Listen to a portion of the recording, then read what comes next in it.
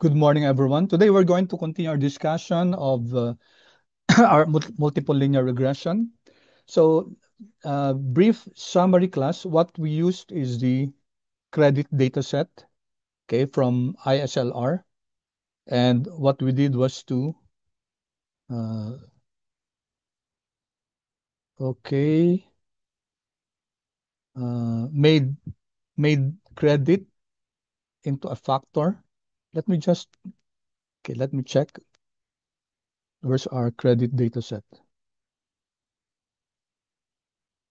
Here. Credit, we removed the ID class, di ba? Kaya it became 11 instead of 12 here. Okay, we have these independent variables, income, limit, rating, etc. This is supposed to be our dependent variable balance. It's a quantitative variable class. Okay, take note, class, in your case number 2, your dependent variable should be a quantitative variable. It cannot be ethnicity because ethnicity is a factor. If you do a model where you're trying to predict the ethnicity of a person based on the following predictors, then that will be either a binary logistic regression. Okay, binary when you have two levels, for example, Asian and Caucasian. Okay, that's binary logistic. However, if you have three levels, you have African American, Asian, Caucasian, then that will be multinomial. Okay, multinomial logistic regression. So please, when you choose your data, make sure that your dependent variables are that your dependent variable is quantitative. Okay, so this is our data. Okay, so where's my okay? So many open. Let me just close some of the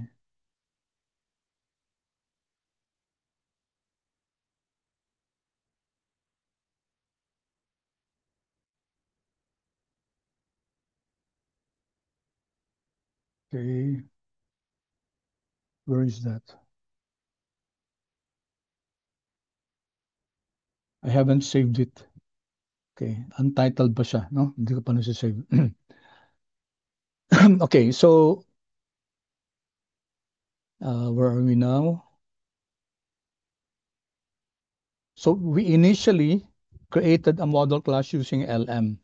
Okay, this was our LM class. A quick review. I'm not going to run it again, class. Here, this was our model, right? MLR1, multiple linear regression one, and we were regressing balance on all your predictors, class. Data is equal to credit. And we generated the summary of this. And then we introduced interaction terms. We said interaction terms should be based on either domain knowledge, which means that uh, this has been it has been shown that these two variables interact with each other, or you can do empirical check. So in your case, class, you should have a basis for interacting. We will have just two levels of interaction. Okay, here in income times student, okay, and limit times rating in our for our data set. You can of course do three-way interaction, but that will be quite more difficult to interpret. So we'll just limit ourselves to two-way interaction. Okay, then when you create that model class, okay, just like this, here MLR2, again, linear model balance regressed on income times student class. This is equivalent to income plus student plus income times student. Okay, so you can write it this way: income. Okay, I'll just create a shortcut: plus student plus income, and then use colon here. This is now your multiplication. You have your main variable income and then student, and you have your income times student, okay, which is equivalent to this one, income asterisk student. So when you do this class, it will mean it's the income plus the student plus the income times student. Same thing here, class. It's asterisk again. So this means limit plus rating plus limit times rating. Okay, so if I run this, we have run this anyway before. I'll just rerun it, class. I think we have our MLR2. It's still here. MLR2. Where's here, class? MLR2. Here. Okay, but anyway, I'll just run it here. And then summary.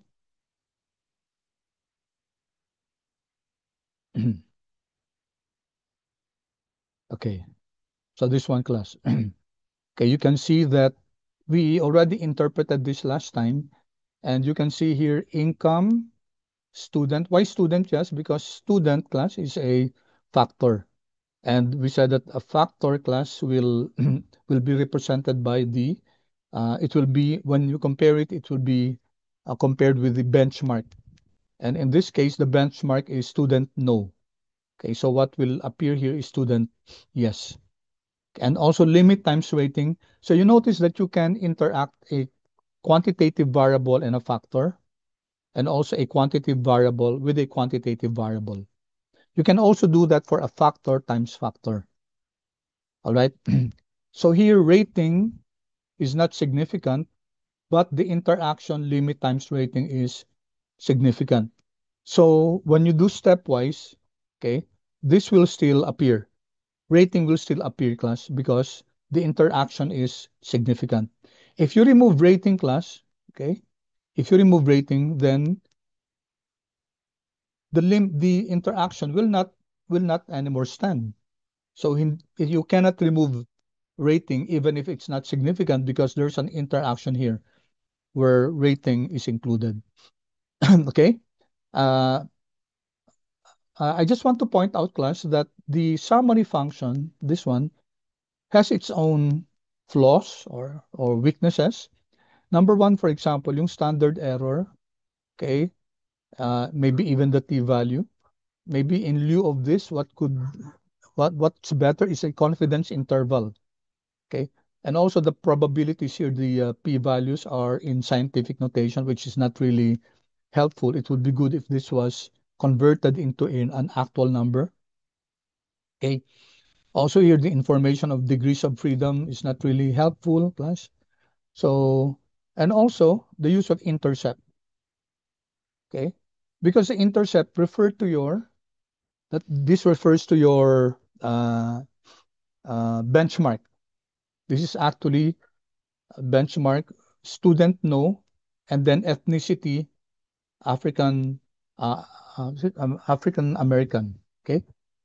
Notice that the intercept refers to both student, not a student, and also has ethnicity African American. Why is that so, class? Because you have two factors. First is ethnicity, and second is your student. Okay. So anything, class, the intercept refers to your the this is the average credit balance of a person that has zero zero of all of this. Zero of all of this, class, means no income, no limit, no rating, etc. And also who is not a student, okay? Because when you say student yes is equal to zero, that means that the student is that the it's not a student. And also, if you make ethnicity zero, ethnicity Asian zero, ethnicity Caucasian zero, then that means that the ethnicity is African American. Okay, so we actually discussed that last time. So this is your regression model with uh, with interaction. And we can show that we showed last time that the adjusted R squared is higher. Okay, then what did we do here? I'm not sure what we did here. Income, here. We also tried to see if we make it income times, not student, but income times gender. By the way, yeah, gender is also a factor. So the intercept here, class, signifies that it's a male who is not a student, and who is an African American. Okay? And meron pa pala, class, apat pala yun. Sorry, apat yung ano natin, factors. Who is not married. Okay, so those are that's what represent the intercept. Okay, all right. So we studied this one class. Okay, I'll not go back to this one. We also looked at the meaning of the interaction class. It means income, student, yes, indicates that the effect of income on your dependent variable credit balance is affected by whether the uh, the respondent is a student or not. Okay, this is a meaning class 1.105. Okay, it means that for students, the effect of income on the credit is less negative than for non-students. Each 1,000 increase in income is associated by okay negative 9.2 plus 1.105. Okay, so in other words, class, the credit balance of a student class is this is 38 sorry 383 383 class. Sorry, where's the interaction here? 1.105 1,105. If it's a student class, the credit balance is less by $1,105. So the average credit balance of a non-student is negative 9.2. So if it's a student, we'll have to add this. So it becomes the student has lesser credit balance compared to a non-student. And it it could be very obvious kasi pag student wala namang capability to pay pen compared to a non-student. Okay, so we also did the interaction class, the plot of the interaction, and we saw that there are interactions that are not significant. Example of that is this one, yung gender. We saw that here we plotted this, and we saw that the effect of income on credit balance is not affected by gender. And that can be seen by, it's taking time to plot. Here, class. Notice, class, male, female, okay? The slope for male and female as regards the effect of income on credit balance are the same. Okay, so it's not significant. There is no interaction between income and gender, which means that the effect of income on credit balance is not affected by the gender, whether it's male or female. For our data set, it's just the same. Okay. Then we compared, class, whether which is better model. Okay, no. What we did here was we compared the first model and the second model. The second model is the one with the interaction, class, and it has more predictors. Okay. And we saw that the p-value is less than 0.05. Therefore, the null hypothesis here, if you recall, okay, reduced the reduced model, okay, the reduced model is the one with lesser predictors, which is MLR1 is better, okay, better than the non-reduced or reinforced model. We can call it that because it has more uh, more predictors, okay, and we p-value is less than 0.05. Therefore, we reject the null hypothesis that the reduced model is better. Okay, including the interactions between income and student and limit and rating helps the model predict more the variability, predict more or explain more the variability of your dependent variable credit balance. Okay, and then we did stepwise regression class. This is making use of step AIC. It's using AIC. So my suggestion is, in your case, you can explore both, but uh, use AIC in order to determine which is the better model. So we did this class, okay, and it turns out that the final model is, okay, the final model, 1, 2, 3, 4, 5, 6, 7, 8, 9. So there were three variables that we deleted. You can you can see here, class, in the in the steps, no?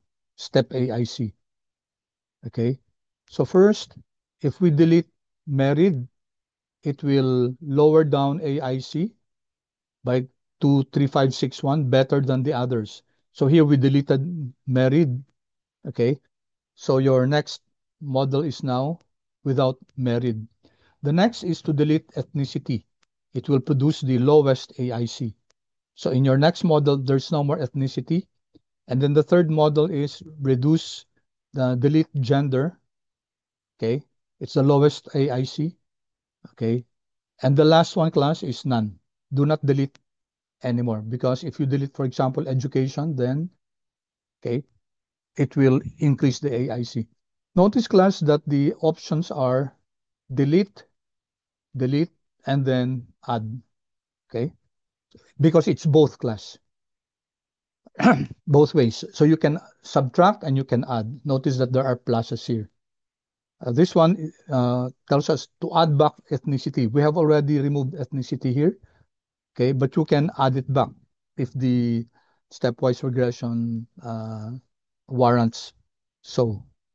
All right, so we that's a quick review, class, of the stepwise, and then let's compare, class. Step model, class, is your reduced H. Let's write here HO. HO is that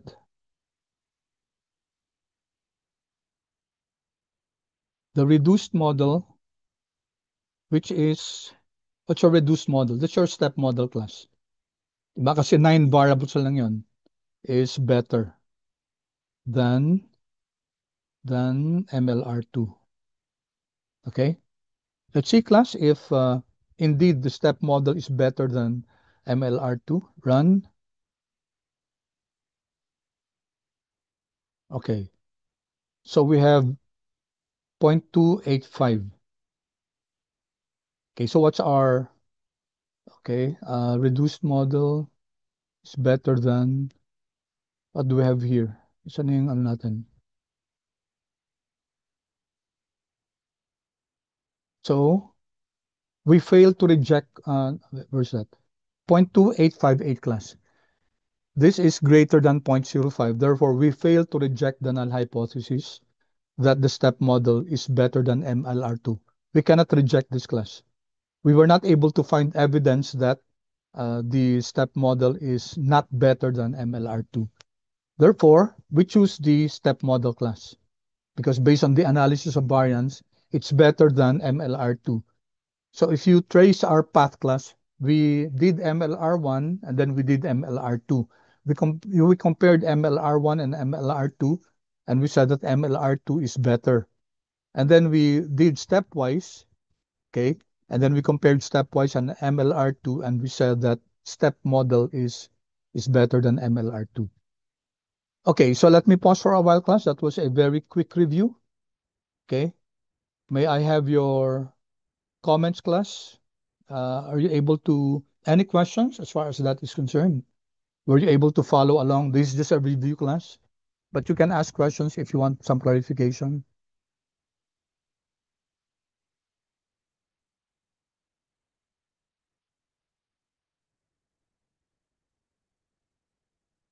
Clear? Okay, thank you. How about the others, please? Okay, no questions. Good.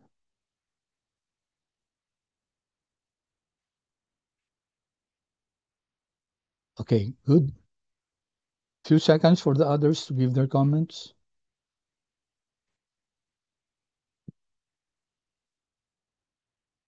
Okay, thank you, everyone. Okay, I hope the others are able to follow. Okay, so let's continue. Now, when we generate our final model class, it's important to do now diagnostics. Okay, so our final model in this case is step model. So it includes nine predictors. It includes, we have here also some interaction, income and student, statistically significant, limit and rating, statistically significant. So we're saying that income, the effect of income on credit balance is affected by whether the respondent is a student or not. Okay. Also, the effect of limit on income is affected by the rating of the respondent of the observation. Okay, so what we do now is class, we do diagnostics. We plot class. We plot. When we plot the model, the regression model class, you'll be given four plots here. Okay, four plots. It's important to understand what these plots are. Okay, number one, residuals versus the fitted values. So on the y-axis is your residuals, on the x-axis is your fitted values. And it will tell us, class, it also tells us about whether our residuals are homoscedastic or heteroscedastic. For this one, you can see that the residuals class should behave should be should be say congregated along this line, along the uh, residuals is equal to zero. They should be close to this one. But you notice here that the residuals are, they seem to have a pattern. It seems to be going up, class. There seems to be a trend. As the fitted values are going up, your residual seems to be going up. For this point class, for fitted values less than a certain, let's say this is 200, 200 class, no? The residuals are going down. But once it hits this level, it's going up. So you can see the red line, which is the pattern. Okay, it's the pattern. So it seems to be that the residuals are not homoscedastic. But we'll have some statistical test about this class. But it's important to plot class. The second plot is, okay, it tells us whether your residuals are normally distributed. So this is called your quantile, okay, quantile line class, QQ plot, okay. This line is your quantile line. Your residuals should be very close to the line class. If your residuals, uh, let's say your residuals are going up like this class, it means that there are tails. Okay, it means your data, your residuals is skewed. And you have numbers here, class 324, 29, and 121. So pay attention to these numbers because this could be what we call outliers. Okay, outliers or leverage points, leverage, or worst of all, they can be influential. Okay, so there are three uh, descriptions here for outliers. You have outliers, you have leverage points, and you have influential points. The worst of this is your influence if they're influential points. Because what does influential points mean? Influential points mean, class, that they affect the value of your estimates. Okay. So much so that if you remove this observation, then the value of your predictors, your betas, beta 1, beta 2, beta 3, etc., could change. So that's what we mean by influential data points. And you'll have to check that out, class, your influential data points. All right. And then you have here, the third one, class, is here. Here you have square root of standardized residuals. And then you have here scale. Okay, this is quite similar to, this is your fitted values class. The difference here is that in the first one class, you have residuals here. In the second one, you have square root of standardized residuals. Which is better class? This one is a better measure class. Why is this a better measure class? it gives us a standardized values. Actually, for me, what is better is this one. Here, standardized residuals and leverage. Okay, sorry. Hindi pinakita yung standardized residuals and fitted values. It's better if this was standardized residuals, not the square root. Kasi pag standardized class, standardized residuals, what happens is that your standardized residuals class are uh, they assume that your residuals are normally distributed. So the values range from -3 up to +3, no? Parang standard deviation, standard normal distribution. You have your 0 here. So if you're using standardized residuals, so you have values from -3 to 3. But it looks the same, no? Compared to the residuals and then the fitted values, quite the same. Ganon din class sa ano sa standardized residuals versus fitted values, yung hindi naka-square root. More or less it will give you the same diagram. Mas maganda nga lang class, for me it's better to use the standardized residuals. We can plot that later on manually, no? Okay, that's very easy to plot if you have your step model already. Okay, then here you have residuals versus leverage. Okay, again, it tells you what are your leverage points and Cook's distance, and dito, no? Cook's distance is very important for determining yung influential points. So 29, 324, 292, they're off the benchmark. It should be this one class, no? Itong line na to. Medyo off sila. So it's either these are uh, leverage, it's either they are leverage points or influential data points. Now, just to clarify, class, okay, outliers, leverage, and influential data points. Okay. First, you would like to know outliers. Outliers can be leverage, they can be influential. Okay. Now, all leverage data points are outliers, but not all outliers are leverage. So pwedeng outlier lang siya class pero wala naman siya masyadong effect, no? It can be not leverage or it can be not influential. Okay, so I hope that's clear. All influential points class are leverage points and they're all outliers. All leverage points are outliers, but not all leverage points are influential data points. This is the most critical class, yung influential data points. Of the three, outliers, leverage, and influential. It can be leverage class, but it does not necessarily affect the result of your regression output. Influential data points class affect the values of your betas. So much so, as I said a while ago, if you remove, for example, ito, no, 1, 3, 24. If I remove this class, if this is an influential data point class, okay, then the values of your regression model will change. Okay, your predictors, the estimates will change. So that's what an influential data point can do. Okay, so once again, I'll erase this. Now, actually, class, there are five.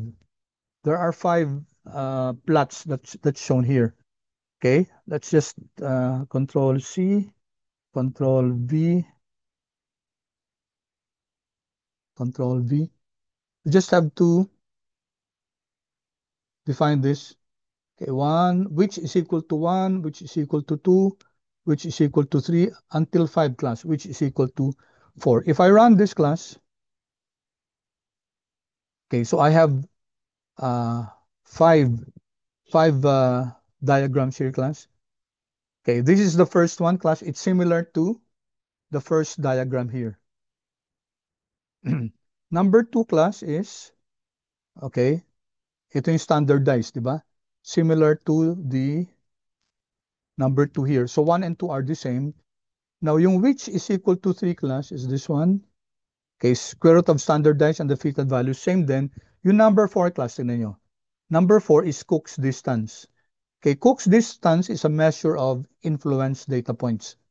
Okay, so these are the candidates 29, 262, and 324. This has been appearing all throughout, di ba? So lumalabas dito. Mamaya class, depende dun sa pace natin, we will see if these are really influential data points. So itong which is equal to 4 cannot be found here, class, no? So that's why I said kulang tong yung plot step model. You may wish to look at this. Identify yung which is equal to 1, etc. Number 5 is, okay, sorry. Ito yung number 5, di ba? Ito. Residuals, standardized residuals versus leverage, which is the number 4 in our model there.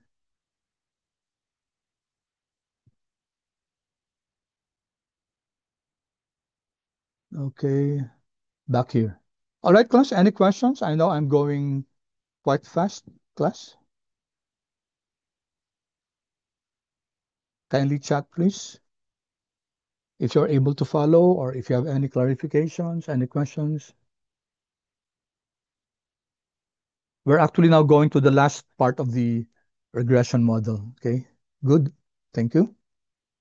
Okay, now we need to answer, class, why. Why are we using the standardized residuals, class? Did I share this with you, class?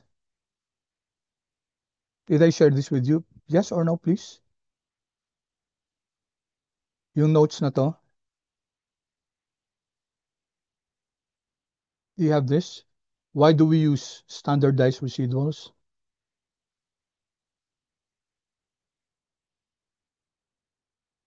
Okay, good. All right. So I shared this with you, class, no?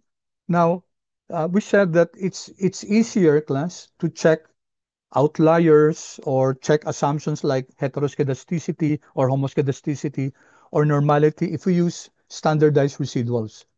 Okay, as I said, your standardized residuals help us diagnose regression models by putting residuals on a common scale. Kasi class, if we just use the residuals, di ba, it will be based on the values of your, okay, ito class, no? It will be based on the values of uh, your, your residuals class, no? And your residuals can vary from, remember class, yung output natin dito, here. Ito class, oh, residuals class, di ba? It can vary from negative 247 up to 240. So, malaki siya, class. Unlike, class, pag standardized residuals, from negative 3 to 3 lang yun. So, naka-scale siya. So, mas madaling interpret, class, as against the residuals. So, that's why we use, class, the standardized residuals. Okay? Although in our plot here, the first one was, okay, residuals, no? But here, square root nga lang to, no? Square root. Okay? Pag square root naman, class, syempre, ang gagawin yan, yung negative 3, i-convert mo na yan. Kasi wala naman, hindi naman pa pwedeng square root ng ng, ng negative number. Okay, that's very easy, class. How do you get from the residuals, class? If you have the step model already, if we have the model, class, very easy to create your standardized residuals. And there's another one, class, okay, there's also the studentized residuals. So not only the standardized residuals, but also the studentized residuals, which we're going to meet later. So ito, class, no? Studentized residuals is R student. Yung standardized naman R standard. Okay? May class, may process tong studentized residuals. And actually, this is better, class, yung studentized residuals. So if I click this, class, i-run natin yung object na to. Okay. So we have here, no, standardized residuals. Compare na lang natin yung first, see, head stnd underscore res.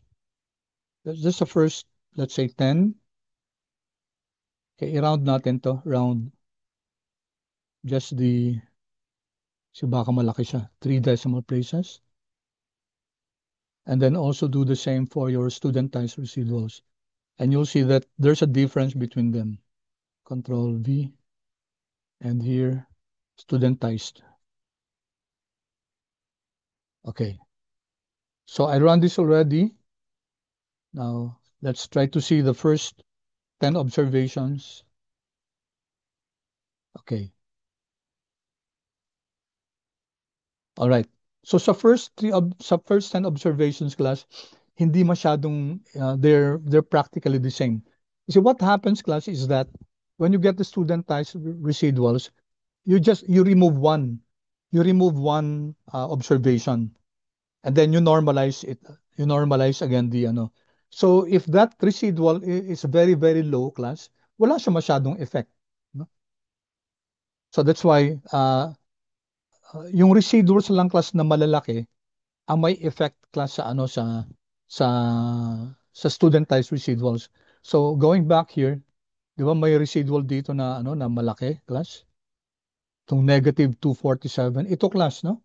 If you remove this class, okay, magiging different yung ano, yung value ng ano ng studentized residuals. So for the standardized residuals, you don't remove anything. For the studentized residuals, we remove each one of the variables, no? Each one of the residuals. So there are residuals that are very, very low, okay? And there are residuals that are very, very high. Ito absolute value, very high. Absolute value, very high. There are residuals that are practically close to zero. So pag yung residual na yon malapit sa zero class, then it will not have an impact on the comparison of the standardized residuals at saka yung studentized residuals. Kasi again, class, yung studentized residuals, it's done by removing each of the observation one by one and taking a look at what will happen to your residuals class. Okay? So I hope that's clear, class. That's the process, class. Of course, we're not going to do this individually, class, but that's the process of the difference between studentized and standardized residuals. You notice, class, that the first residuals are not that big, so pareho lang siya, no? But there are other residuals, class, katulad siguro nung, if you take a look at the number, yung residual na 29, residual 324, residual na 121, I leave that to you as an exercise. Maybe you can check ano yung value ng ng ano ng studentized residuals at saka ng standardized residuals. Tingnan nga natin, class. Okay, let's see. So this is studentized residual. Okay. So number ano yun? 324, tingnan natin. Number 324. Okay. It's negative 3.32. Sama na natin, class, si studentized residual 324.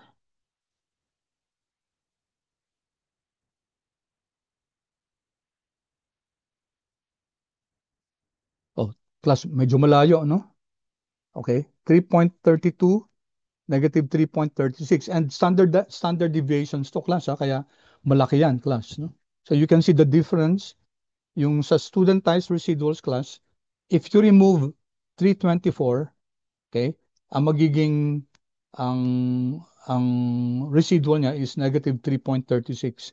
So standardized residual, class, it's negative 3.322. So you can see here the difference, and that tells us, class, that that's a difference between the computation of standardized and the studentized. Okay, did I give this class to you? Class, this LaTeX formula?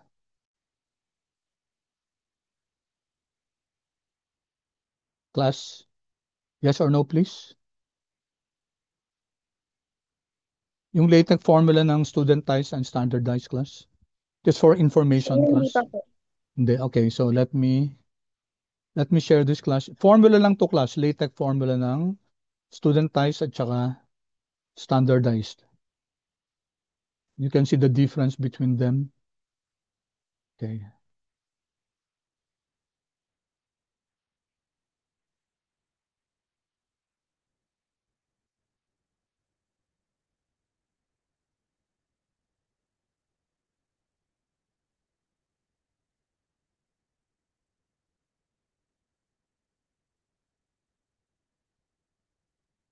Okay, so this is the standardized residuals class, no? You notice, class, that it's the residual, okay? And then here you have a divisor. Ito yung ano, class. This is your may description ba akong ginawa dito? Bakit wala? Wala yung description. Hmm. Dinescribe ko yun, ah. Why is this not appearing?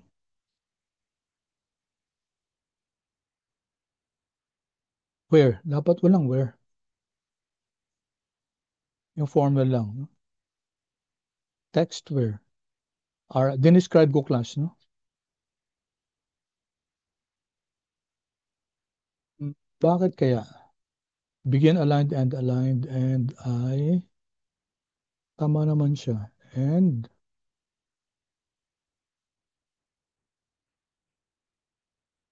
why doesn't this print? Okay, anyway, class, ito yung ano, no? Ito yung formula ng ng standardized residual. Notice the sigma, class, estimated standard deviation of the residuals. As compared to this one, class, ito here, sigma sub I. Ang difference sila yung sigma dito at saka yung sigma sub I. Ito yung studentized, ito yung standardized. The difference, class, is that here, the standard deviation of the residuals, class, okay, is all the residuals. Ito naman, sigma sub I, class, is the standard deviation of the residuals removing that particular residual. So isa-isang tinatanggal yung residual, class, one at a time. Okay? So if the residual, class, is very small, okay, wala masyadong effect yun sa ano sa standard deviation, di ba? If the residual is very big, class, then may effect yun sa studentized. Okay, katulad ng kanina yung 324, di ba? Ang laking negative nito, class, di ba? This one, class, yung standard deviation nito, yung yung studentized residual nito is very much bigger, no? Compared to the standardized. In absolute value, class, ha? 3.36 to 3.32, 3.32 lang. You can do the same for the other observations, katulad itong 29 at saka 121. You can check that, class. All right. So, any questions, class, about this? Okay, these are very important concepts, class. Kasi para mas ma-appreciate natin, class, para mas makita nyo, itong plot na to, studentized residuals to. Bakit kaya, ano kaya ibig sabihin ng studentized? Ano kaya yung standardized? Kasi 'di ba pag norm, 'di ba, class, aalarin sa stat nyo yung z value, okay, where you normalize your standardize your the value, class, x minus x bar, okay, over your standard deviation, if you recall from your stat. Okay, then we go here, class. I think I gave this to you, 'di ba, yung sa Broom package, class. Did I give this? Kindly chat, please, if I gave that uh, uh, code chunk, class, yung augment. Yes or no, please? Di pa? Okay, sige. All right. I'll share this, class, and then the notes, no? Alam ko binigay ko sa inyo to, class, eh. Control C.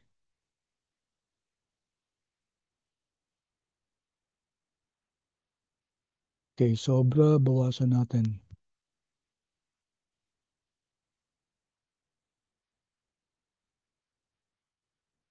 Hmm,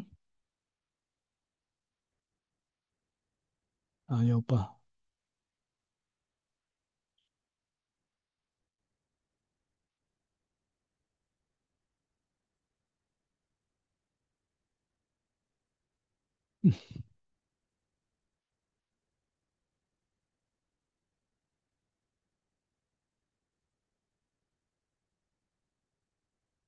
Move this, Control X.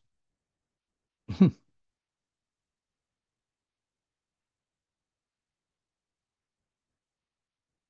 I'll just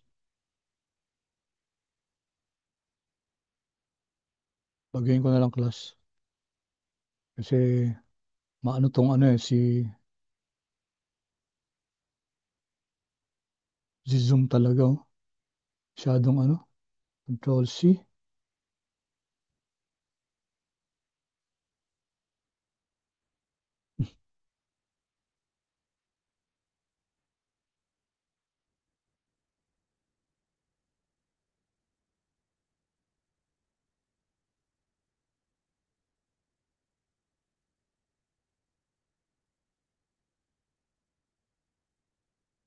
That's the first one.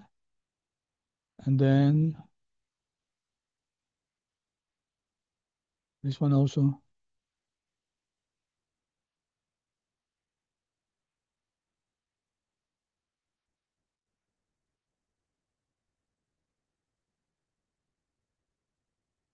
Okay.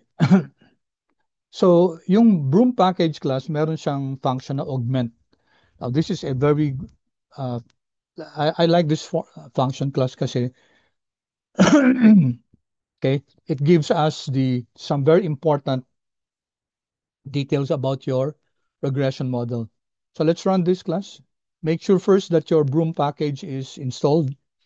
Okay, I'll give you a few seconds to make sure it's installed. And then, i-library nyo, require natin, tapos let's check the output.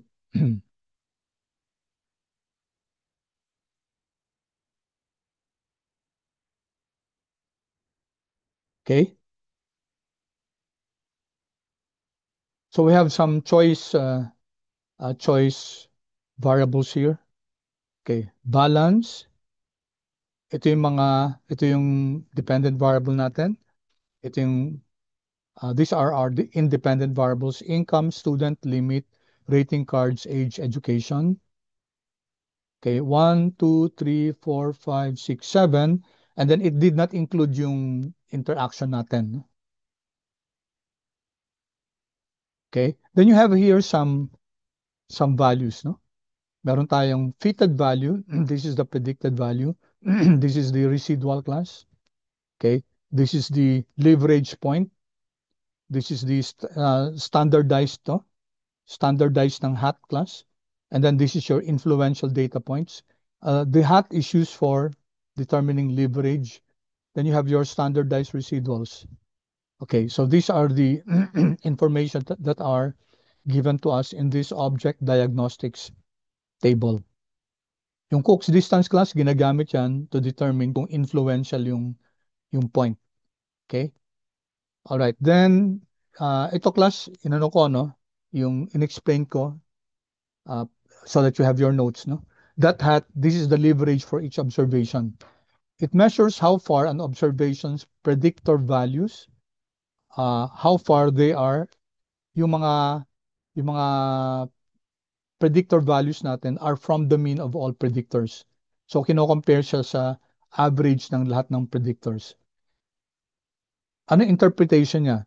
Pag close to 1 class yung dot hat, it means high leverage. No?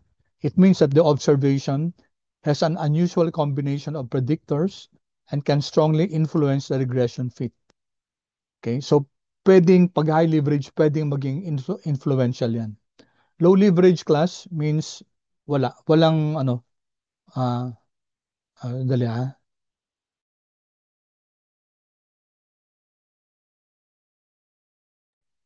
Okay? So, dot hat, tapos dot sigma class, estimated standard deviation of residuals. If the observations were deleted. Class, ito yung ano, ito yung yung student ties, no? Dot sigma. Estimated standard deviation of residuals if the observation were deleted. Ito yung sinasabi ko yung leave one out estimate. Okay, di ba? We have 400 observations. If you remove the first one class, so matatanggal yung isa, magiging 399 na lang, and you compute the standard deviation class, yun ang ginagamit to compute for the standard studentized residuals. Okay, leave one out. This was what I was explaining to you. Magtatanggal ng isa. Okay, use in computation for studentized residuals. Ito yung sigma sub I class of formula. Okay, saan ginagamit? Para makita natin yung influential points. Large changes in sigma suggest that the model fits very differently if that point is removed. Diba yung kanina, negative 3.32 ba yun? Tapos yung negative 3.36. Diba, ang laki ng change sa standard deviation. Okay, so it suggests that the model might have different values class of your estimates kung tanggalin yung value na yon class, yung residual na yon. And then Cook's distance class, okay, it measures how much the regression coefficients would change if that observation were removed. Okay, so ito na class yung measure ng influence data points, no? Influence class, itong Cook's distance. So pag mataas class yung Cook's distance, it means that yung observation niyang class is influential and has a big effect on the regression results. If you remove that observation, okay, which creates that big influential points, which has a big influential point, which is Cook's distance, then chances are, class, magbabago yung values ng estimates natin, yung mga betas natin. Okay, if Cook's distance is greater than 0.5 or very near to 1, it indicates a potentially influential observation. So, yung kanina natin, yung diagnostic class, tingnan natin. Diagnostic table, di ba? Here. Ano yung okay, ano yung observation natin kanina? 324. Tingnan natin class. 324. Number 324. Okay, pwede naman natin kunin sa no? Ito. Okay. So, diagnostics. Ito na lang. Diagnostics underscore table. Okay. Dollar. Ayaw. Please. Dollar. Yan. Cook's distance. Cook's distance. And I'm going to subset the 324. Okay? Kukunin ko yung 324th value ng sa diagnostics table yung Cook's distance. Okay? Control Enter. Alright. It's 0.3. No? 0.3. So, based on standard procedure class, hindi siya no? Although outlier siya definitely. Pero uh, hindi pa natin na-check class kung leverage, pero pinaka-importante yung influential. So it turns out that si observation number 324, hindi naman siya class ganun ka influential. So we don't need to remove class observation 324 kasi hindi naman siya ganun ka influential by virtue of the Cook's distance.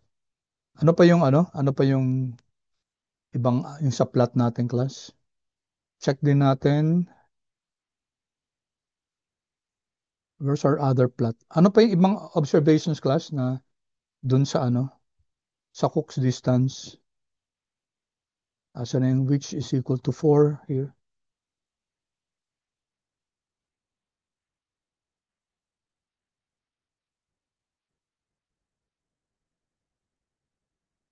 Cook's distance number tagal. Come on, please. Ito na lang. 121 at saka 29, no? Ayan. 1, 324. Siya yung pinakamataas. Ayan, class, oh. Cook's distance, greater than 0.3 lang. So, hindi naman siya hindi siya influential point. The other two class, mas maliit. Ito na pala class, 29 at saka 262. So, let's not bother taking a look at the other one. Okay? All right, class, clear ba yung influential data points? Kindly, please. Okay, thank you, Jerry Lane. How about the others, please? Feedback? Feedback, please.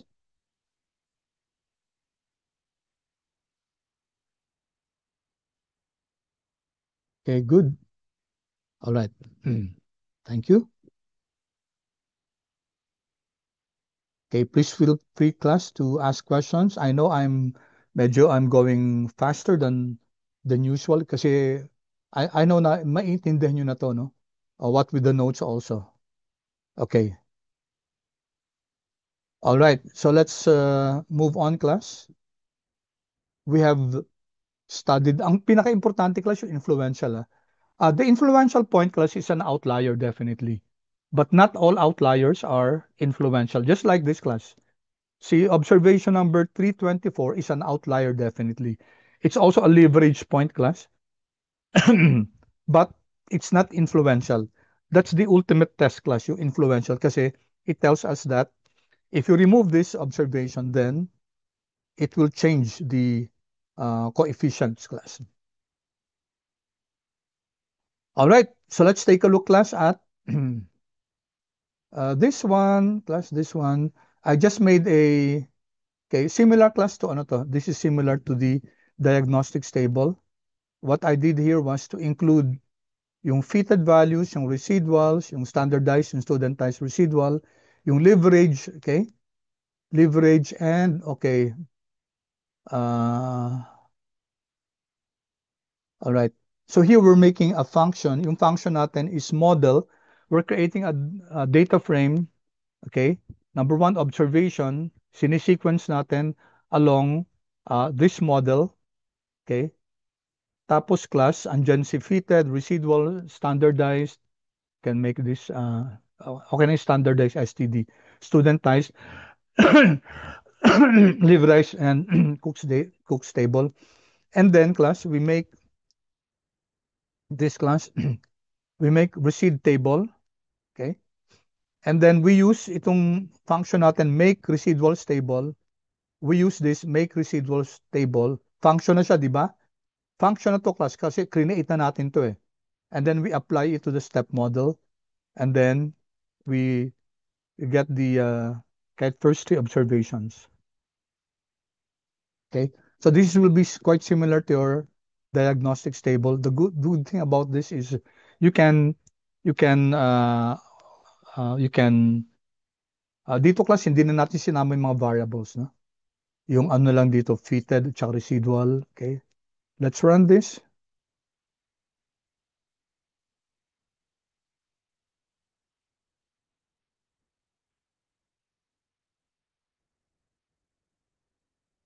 Okay, here, class, observation number one, fitted value, residual, standardized residual, okay, studentized residual. Okay, leverage, class, makikita natin dito, no? And then Cook's distance, 1, 2, 3. Okay? Pwede natin gawing Cook's distance is here. Round natin. Ayaw natin yung scientific notation. Round natin into 3 decimal place na lang. Okay? So once again, let's run this. All right. I could have done the other, ayan, class, no? Ayan na. Okay? All right, so it's just the same, class. It's just augmenting our skills as far as creating functions is concerned. Okay, here we're creating this function. Ang pangalan ng function, make residual stable. So yung function na ito, class, no? And then ginamit natin siya dito, makes residual stable on our step model. And it created this. Of course, pwede natin gawing ito, yung mga fitted value, pwede din natin i-round off siya kasi ang lalaki ng ano, no, ng decimal places. All right, so important, class. Next, we have some more minutes. Let's check, class, for ito na. So you check, class, you plot the regression model, take a look at the plots. Doon muna magsisimula, class. Make sure that in your case, you have to start with the plots. And from the plots, i-analyze yung, class kung may heteroscedasticity ba.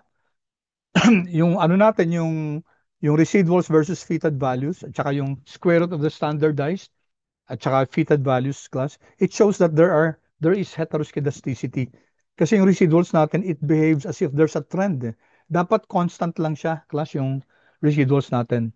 Kung may ganon, class, it does not go along the zero line, class. There's a tendency for it to have heteroskedasticity. And we said that if your residuals are heteroskedastic, then it violates the assumptions of classical linear regression model, and it ceases to be BLUE, no? Best linear unbiased estimator.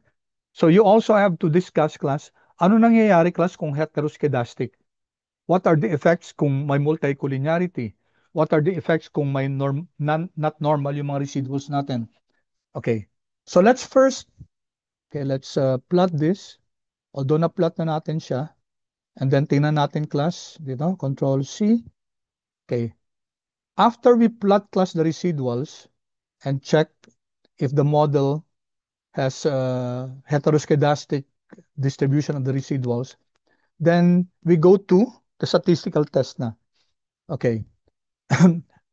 So, di ba, class, ito? I-plot natin, class, yung fitted values at saka yung standardized residuals. Kasi wala ito dun sa plot, class, eh. Diba dun sa plot natin? So, I'm creating now, on the x-axis are your fitted values.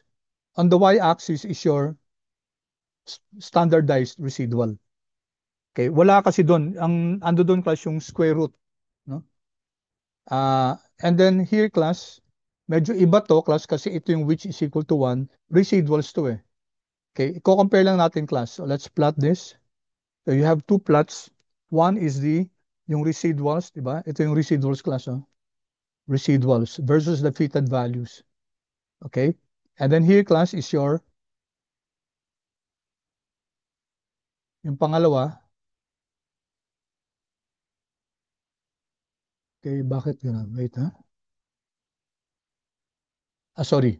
Okay, R standard pala to. Yung una, class, R standard, di ba? You know. Notice, class, oh, -3 to 3. Nakascale yung ano natin, residuals natin. Okay, as compared to yung residuals natin, yung actual value ng residuals. So better really, class. Although pareho lang naman, class, yung kakalabasan, no? So this tells us that there is heteroskedasticity, class. Kung titingnan natin, no, yung fitted values natin at saka yung standardized residuals natin, they do not congregate along this band. So dapat kasi yung residuals natin, class, dapat nagko-congregate sila dito, no? Here. Ito. Oops, sorry. Okay, dapat ganito lang, no? Ganito yung residuals natin. Ganyan dapat yung plot niya, class.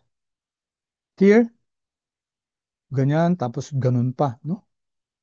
Alright? So this tells us that most probably our residuals are heteroskedastic. And if it's heteroskedastic, class, we have a problem. Okay? Pag heteroskedastic ng residuals natin, hindi na blue yung ano natin. Remember blue, class? Best linear unbiased estimator. Bias na yung mga to, class, no? Bias na. Kung bias siya, class, hindi na reliable yung ano natin, yung mga ano natin, yung hindi na reliable, class, yung coefficients natin. The values are no longer reliable. Pag hindi reliable yung coefficients, class, then how can we use it for prediction if the estimates are not reliable? Okay. So here, class, okay, ito, class, we can use the Bruce-Pagan test, class. Okay, so take a look at this. This is coming from the LM test. So pwede nating ilagay nyo dito, class, para hindi nyo makalimutan. Linear model test. We use the Bruce-Pagan test. You can check, class, kung ano itong Bruce-Pagan test na to. But the null hypothesis is that the residuals are homoskedastic. The error variance does not depend on the values of the regressors. In other words, class, okay, in other words, the residuals are homoskedastic, or there is no heteroskedasticity. The variance of the residuals are constant. Okay, hindi naman mukhang constant to, class, ng yung residuals na to. Okay, so let's run this, class. If you run this, okay, make sure LM test is loaded. Here, class, you can see here, Bruce-Pagan stat 215.84, degree of freedom 9. Degree of freedom is number of predictors. Okay, and then p-value is practically zero, less than 0.05. Therefore, class, what's our conclusion? We reject the null hypothesis that the the variance of the residuals is constant or it's homoscedastic. Okay? Conclusion natin, heteroscedastic siya. So may problema tayo. Okay, it's almost time class. Okay, I'll just finish this class. Just share this with you.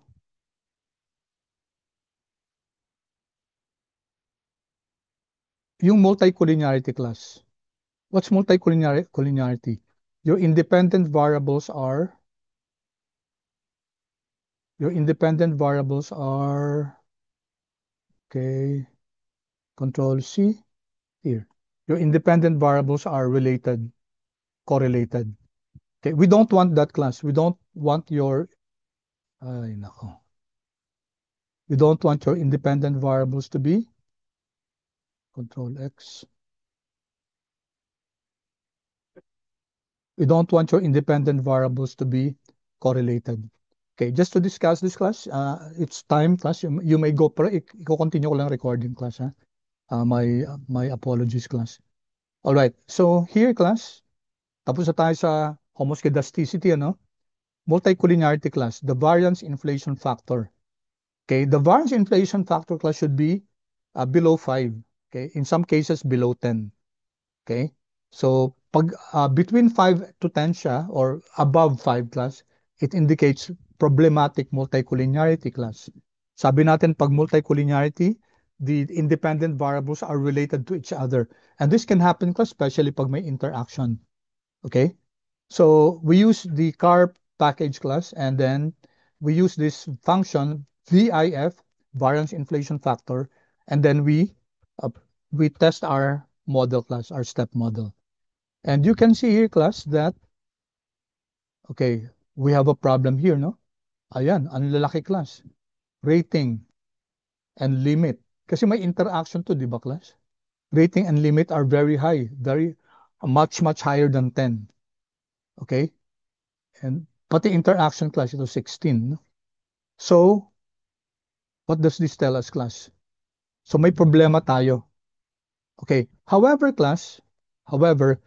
what we did in step model class, may interaction yan eh. So, there's another way, class, to only look at the main effects. Huwag natin isama si interaction. Okay, ano ba yung interaction natin? Income student at saka limit rating. So, if we don't include the interaction, ito yung itatype natin, class. VIF, okay? And ang imo-model natin, class, yung MLR2, no? Okay? Yung ano to, class, yung walang interaction, di ba? Hindi. Yung may interaction to, class, not the stepwise, class, ha? We would want all the variables to be present. Okay, including the interaction. Di ba MLR2 class may interaction to? But we use this type is equal to predictor. Okay, so wag natin gagamitin class yung step model kasi si step model class, tinanggal na natin dyan yung tatlong variables. Ito gusto lang natin makita yung kung may multicollinearity yung mga variables natin. Okay? All right. So here class lahat ng variables, no? And yung generalized variance inflation factor niya, class, is this one. Okay? So meron tayo ditong factor na to, 1/2 times the degree of freedom. And then meron ditong, okay? Meron dito, class, na, okay, saan na yun? Here. Let me rerun this para kita natin. Here.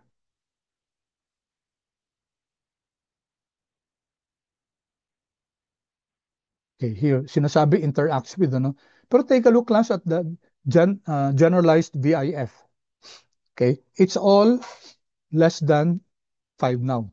So, ito, class, generalization of VIF for multivariate predictors, class. So, mas maganda to, class, na ginagamit yung GVIF, class, kung meron tayong mga factors na greater than 2 levels. We do have, class, yung ethnicity. Tatlo siya, no? Okay, so rule of thumb, class. If this column, yung may ratio to 1/2 DF, is above 2, okay, it means that there's problematic multicollinearity. If the values are well below 2, wala tayong serious collinearity. Okay? Tingnan nyo to, class.